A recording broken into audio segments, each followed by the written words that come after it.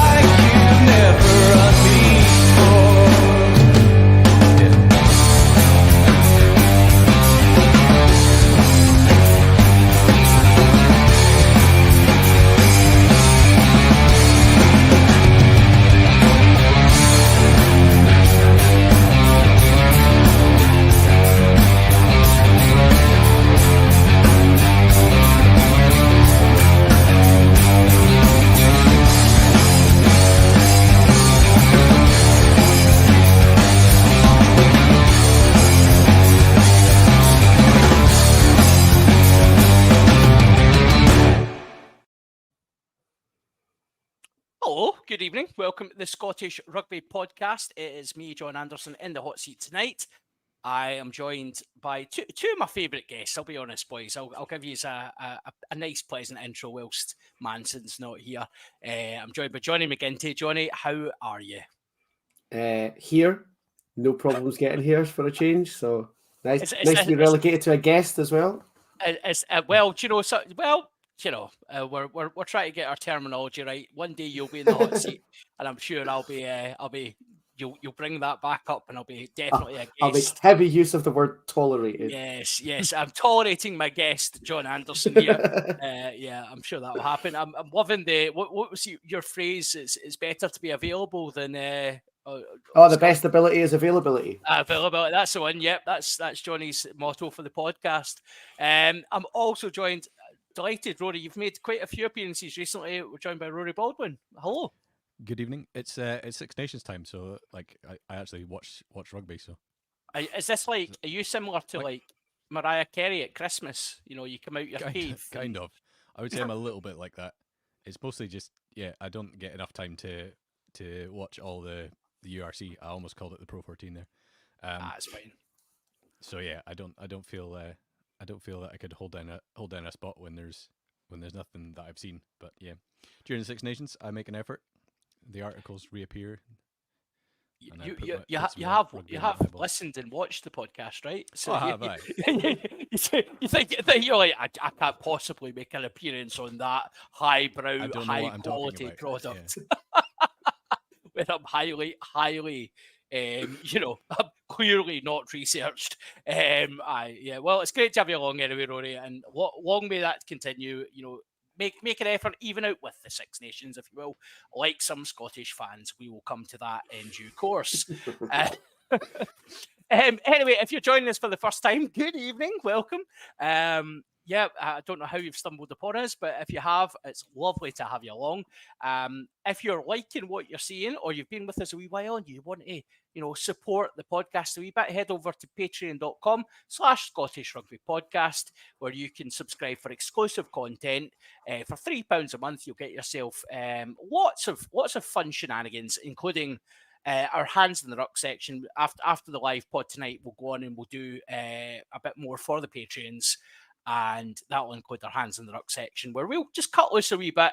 And I've already kind of prepped Johnny a wee bit with my Hands in the Ruck tonight. I'm cutting loose. There is nothing is sacred tonight. We're going hard, so it should be a belter.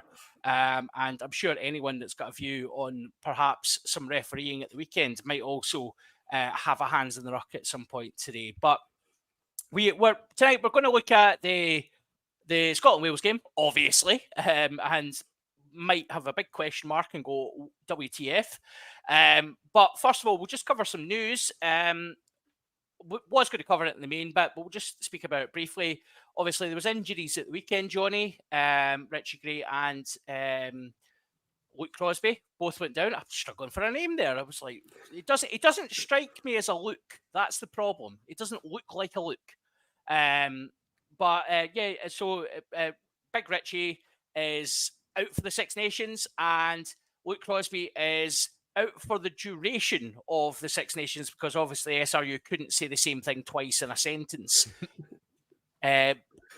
What's your take on it? Big loss, obviously. Richie's the massive loss, obviously. Yeah, I mean, Richie Gray is like, there's no two ways around it. He's a huge loss. Second row is one place where you'd look. Second row and front row, probably tight five. You're looking at Scotland and going, so there are some great players, but there's not a lot of depth. And Richie Gray definitely falls into great players.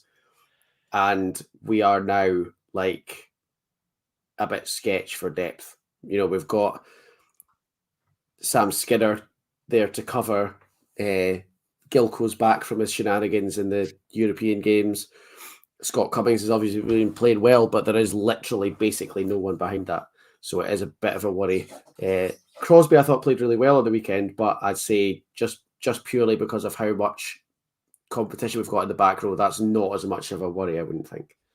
Would you agree with that point, Rory? Is Crosby the lesser of two evils? Yeah, I think good Master and Commander reference there.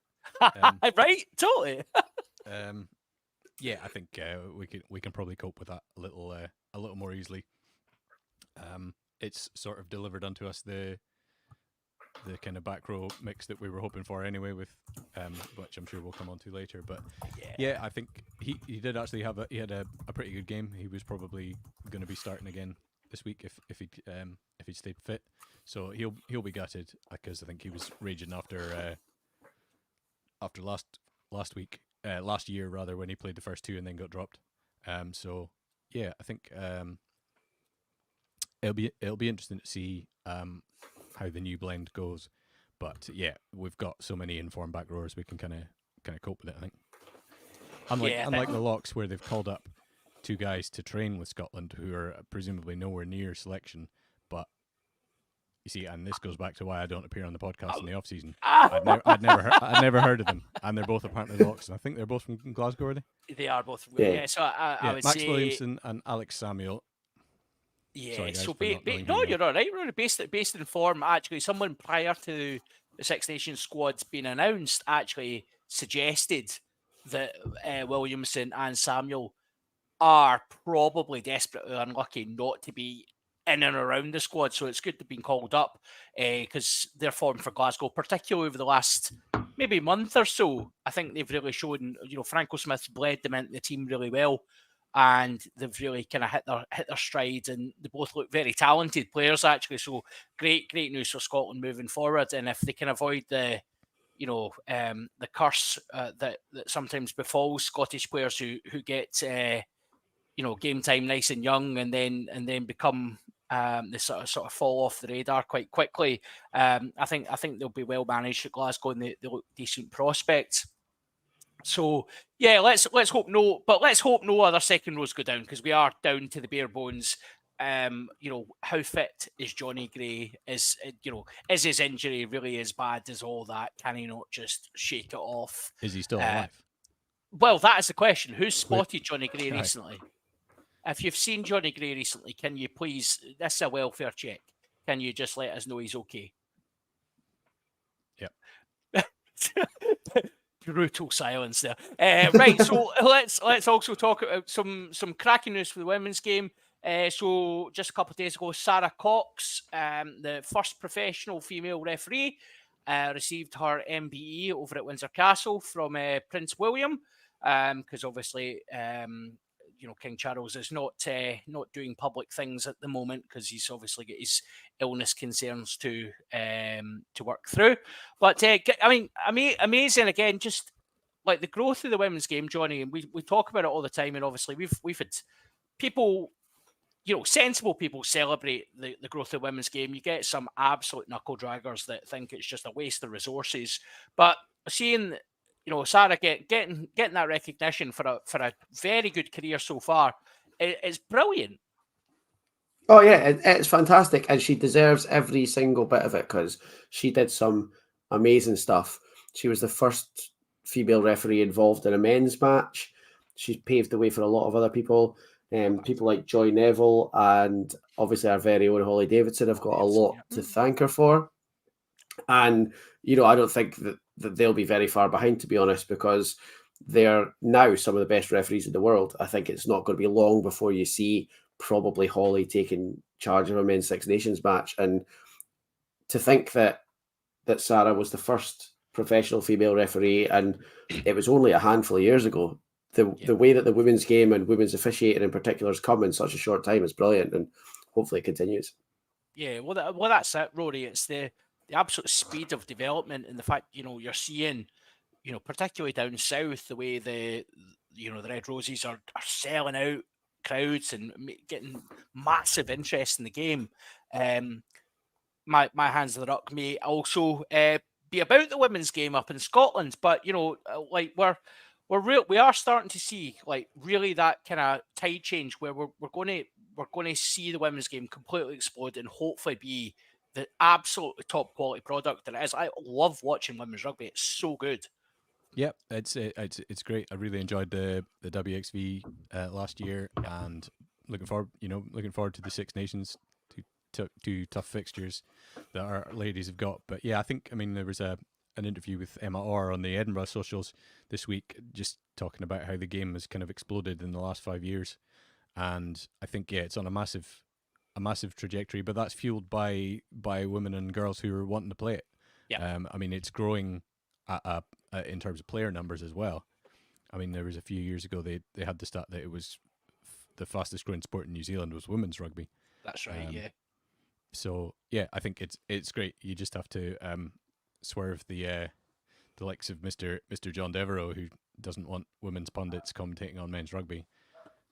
I don't know if you saw that. What? Yeah, Yes. Yeah. clown shoe. Yeah.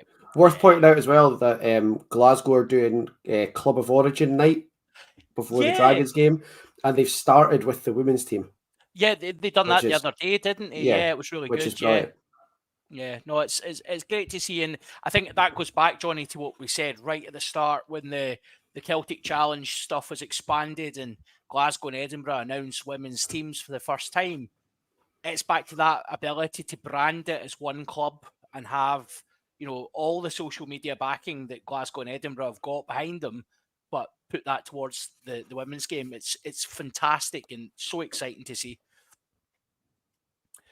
So obviously we've talked about referees, right? We've talked about a few top quality referees there. So let's segue beautifully into Saturday, shall we? Now let's talk about Scotland Wales. Johnny, do you want to? First of all, you were at the game, Johnny. So do you want? I was going to say, do you want to share some of your journey, or would you like to save that for later? No. Let's talk about it because there was quite a few listeners and patrons in the same boat as me, so there'll be some people who can relate to this. I travelled down on Saturday morning. I was meeting Cammy and Craig and a few other friends in Cardiff on Saturday lunchtime. Got on our flight, which was leaving Edinburgh 8:30 Saturday morning.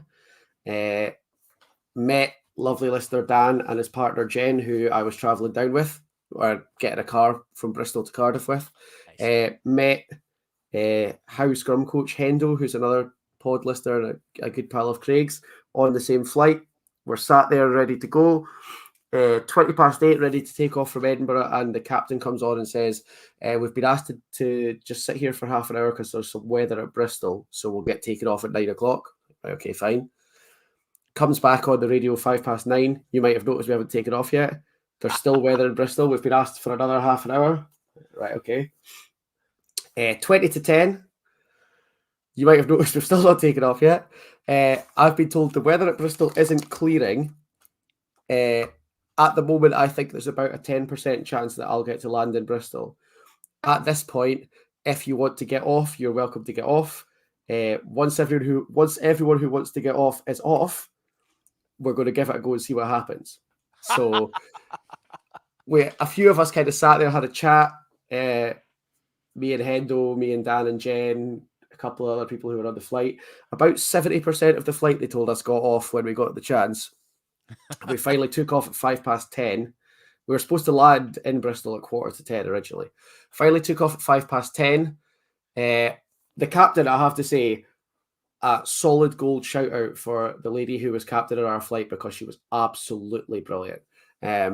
Came out to speak to everyone in the galley, answered all our questions, was very straightforward, very forthright, said, this is what's going to happen.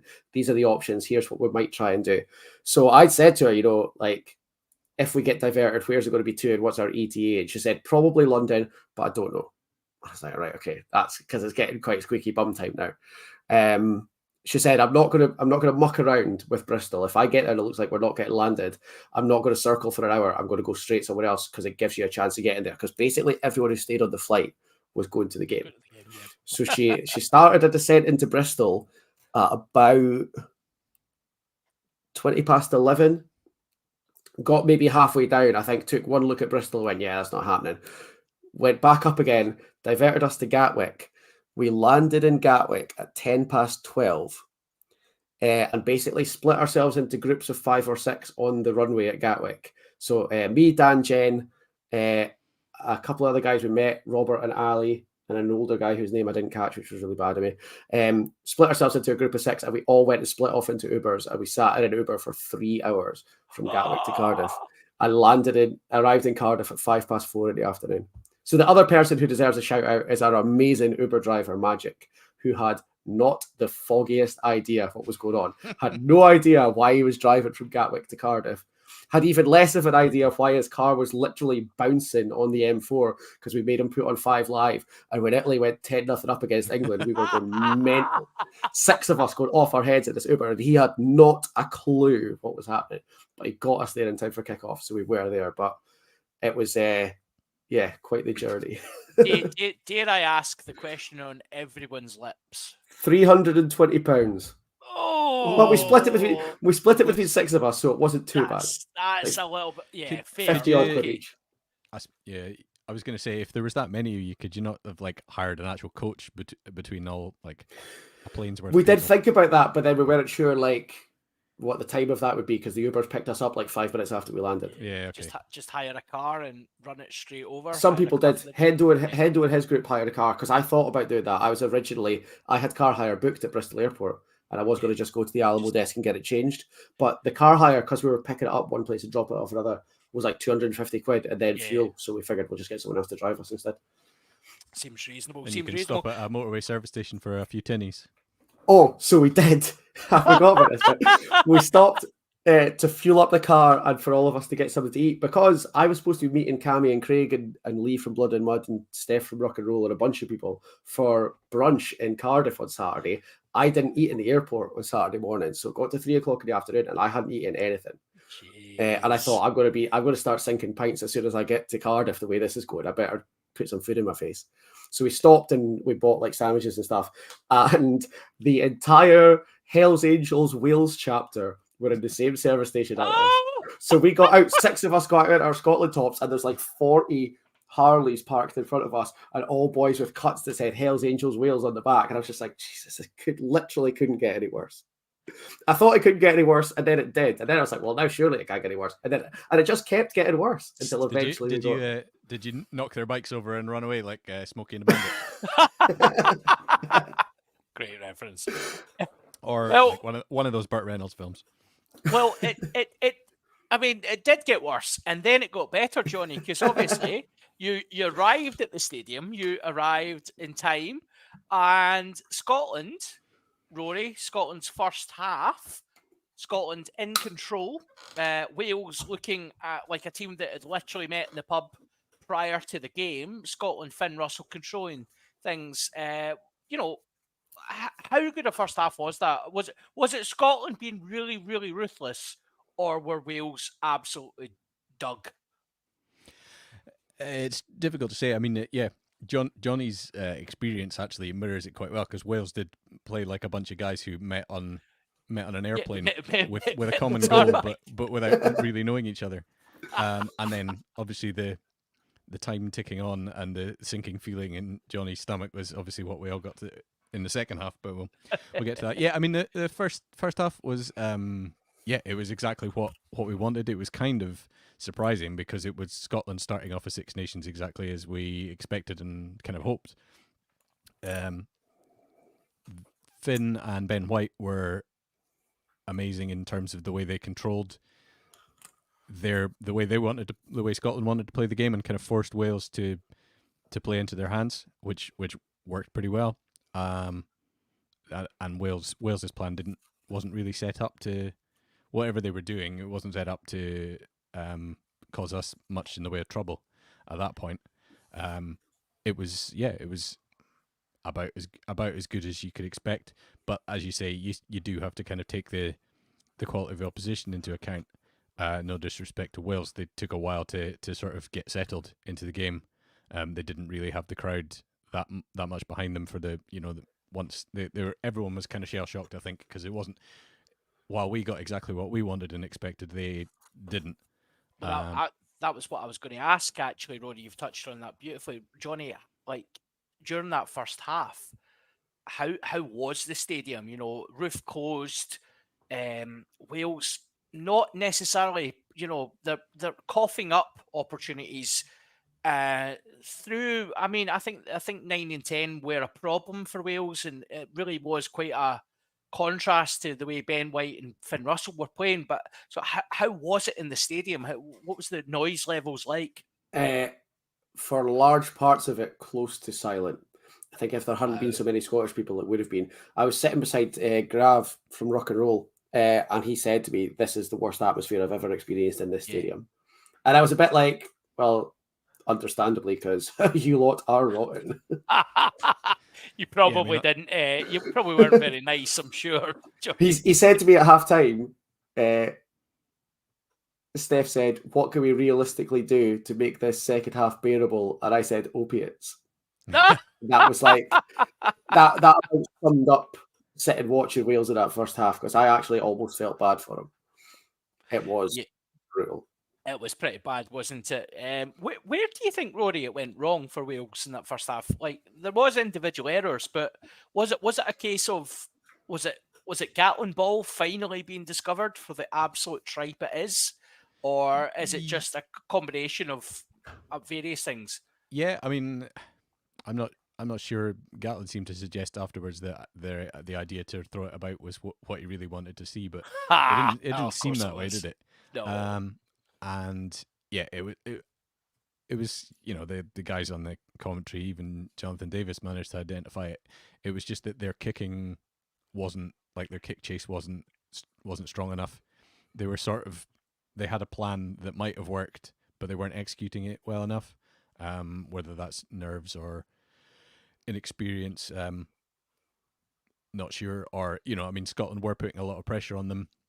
Scotland's defence kind of out wide.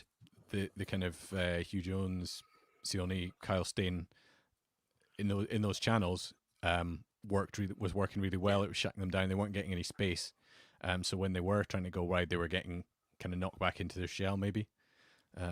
Which is obviously that started working for them in the second half. But yeah, I think Scotland just were putting the right amount of pressure on and picking their moments. Scotland weren't forcing it.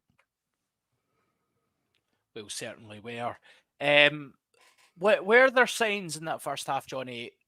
I mean, it looked for most people to be the perfect first half, but I've seen a few people say on a second watch that there were signs that Scotland. There was a couple of things that Scotland were doing that could potentially lead to if a ball sticks or someone keeps giving back chat to the referee, that there could be issues in the second half. You've watched the game back. Is that identifiable? Is that something we can see, or is people nitpicking? I think the reason that you see it, that you pick it up on a second watch, is that if you know how the game went, there's kind of little elements. I don't think anyone was saying at halftime, "Oh, I'm worried about that. Oh, I'm worried about that." Knowing what happens in the second half, I think there are little bits where you can go, "Oh, I wonder if that's going to come back to bite them." Knowing that it did. I think if you didn't know it was going to happen, it was very difficult to spot. Yeah, halftime we were 100% saying we're landing at Bristol, not a problem. Exactly. Very, very good. But yeah, so I mean, the second half, Rory, Scotland kick off. I mean, I don't know what you guys are talking about. Like, Duhan scores and all is rosy. We're 3 tries up. We're going for the bonus point. I mean, did you guys not stop watching at that point? Because I'm pretty sure not. Like, it wasn't going to be much of a game at that point, Rory, was it? I've learned never to stop watching after I told everyone to switch off at halftime in the Scotland England 38. Yeah, yeah. Yeah, I mean, like I was watching it back today, and Wales were on a yellow card warning after 7 minutes 45 on the clock, and I don't understand how and watching it back, I still don't understand how they managed to kind of swing the momentum in terms of the referee and the way that what the referee was seeing to swing it back in their favor. So kind of, I don't know about convincingly, but sort of so that it was kind of, it seemed so one-sided, so that basically the referee was only seeing whether that was because O'Keefe felt sorry for them. I don't know. You do sometimes sometimes see that with referee, like in the World Cup when you see, as we've got here, a tier 1 nation humping like a tier 2.5 nation. You know, sorry Wales. Sometimes the referee will kind of give them a bit more leeway than they will the professionals, if you like. But I wouldn't have thought that happened. I mean, yeah, Scotland were skating on some very, very thin ice, and Johnny's right. If you watch that first half back, there were a few, like there was that the Crosby hit that you've seen that given as a yellow or a red plenty of times. There was a couple of seatbelt tackles. I'm not sure if they were in the first or second half, but like Scotland maybe rode their luck with O'Keefe a bit.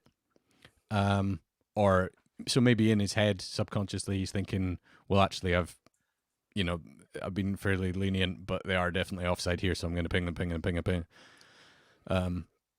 Because it's like watching it back, it's really hard to identify it. And actually, it's only the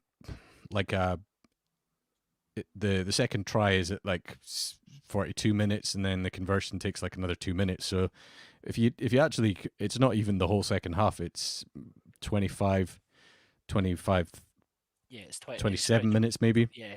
Of it, where Wales are just on the up, the crowd are screaming them on, and Scotland are Scotland looking tired, which isn't something we've really seen from them. That was concerning, actually. And they had that was almost a lot of that was before they'd even gone down to 14 men.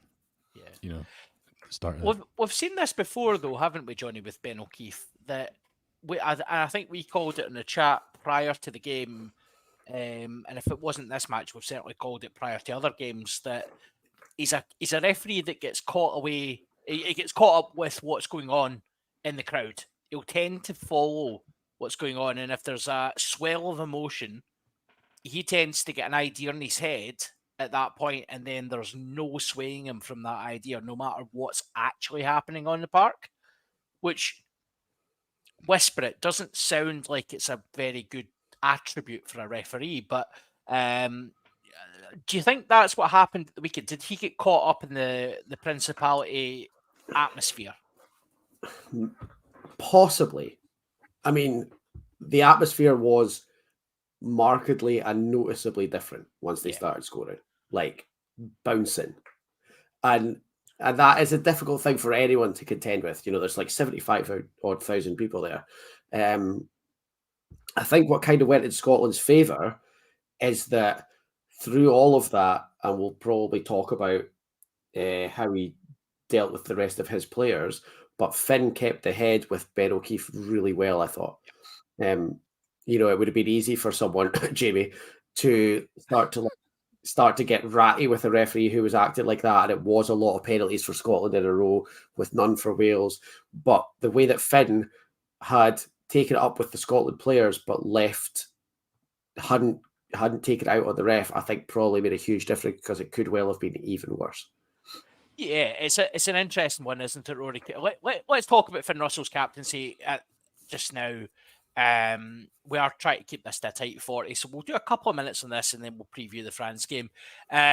Finn Russell's captaincy, I thought incredibly mature. The the type of captain we expect him to be, very, very good with the referee, and anyone saying he's not captaincy material is an absolute zoomer and should get in the sea. Get the sea. Yeah, I mean, I think he was excellent. The way that he talks to the referees, it's not confrontational. He played that role really well. I mean, you watch him. Even there's maybe people saying, "Oh, you need a big second row like Martin Johnson that'll intimidate a referee," and that might have come in useful during that period where we're getting loads of penalties against us. Yeah. But that's I mean, people will have a pop at Ben O'Keefe because there were so many in one direction and none in the other direction. And while the lack of penalties for Wales is kind of slightly ridiculous, most of the ones against Scotland were deserved. You know, they weren't rubbish decisions. They were probably the right decisions. It's just really, really odd that there weren't any in the other direction. Finn maybe could have said that to him, but yeah, I think he knows his moments to pick to go up. I mean, that was something else that was noticeable in the first half was Finn seemed to have the ref in his back pocket. He was always chatting to him. They were getting on well, and everything was coming up Scotland. Yeah. He kicked 100% of his goals. It didn't seem like there weren't. It wasn't until sort of late in maybe his second yellow card where you saw a kind of Finn brain fart happen. There were probably maybe two of them in the whole game. I thought there was a couple of kind of Keystone Cops mix-ups where the passes were a bit wonky and the ball ended up gubbling about on the ground, and you're thinking, "Oh, here we go." But other than that, I think like his control in the first half, some like that 50-22 that ended up in a penalty. Oh. You know, there was some lovely stuff, and I don't think we've said it before that sometimes the captaincy is a bit of a heavy burden on some players. Like it didn't really work for Hoggy. I think Finn seems to be handling it fine. I think probably because he's a student of the game. It's less about being a leader than just about being kind of a good communicator and having a really good sense of where he is in the game, where the whole where the game's flowing and stuff, ebbing and flowing. Well, it's obviously part of his game as a 10, isn't it, to communicate with his troops at all times. Let's, obviously Wales got within a point. Scotland nearly got the bonus point at the end, Johnny, but opportunity lost probably, I think, is, despite the Wales comeback, Scotland still come away with 4 points. We would have taken that probably at the start, but opportunity lost with a bonus point. I mean, what are you disappointed with the result if you take away the crazy Wales comeback?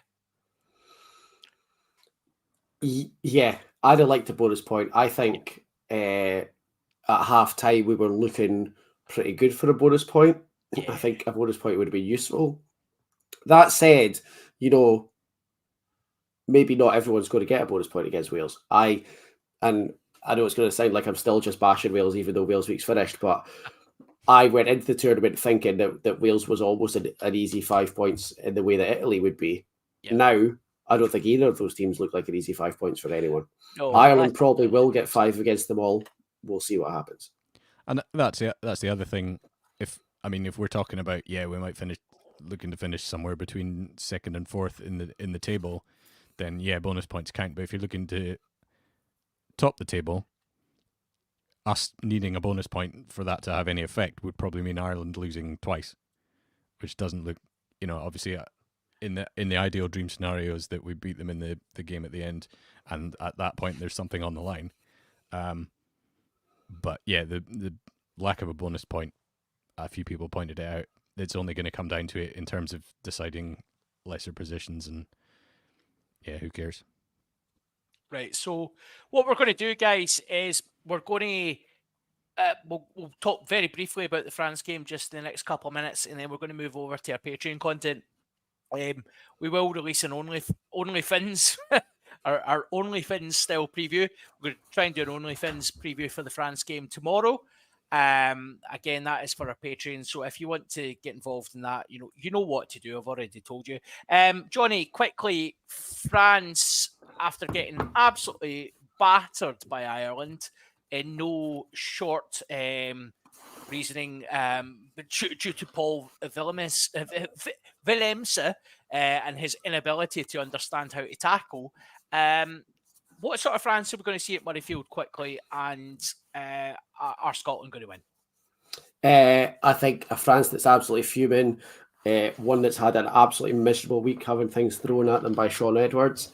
But I also think that it's a Scotland who, judging by Gregor Townsend's press conference on Saturday, is disappointed that they didn't win more handily, thinks that they have got things that they need to take care of. It's a Scotland back row with quite a lot of edge to it. I think it's going to be a war on Saturday afternoon. If we play first half of Saturday, which I'm expecting us to, I think we could probably take it, but it could genuinely go either way. And Rory, your thoughts on the weekend? What are we expecting to see from Scotland to combat that French 6-2 split? Yeah, no, I mean not too many changes to the teams. I think speed.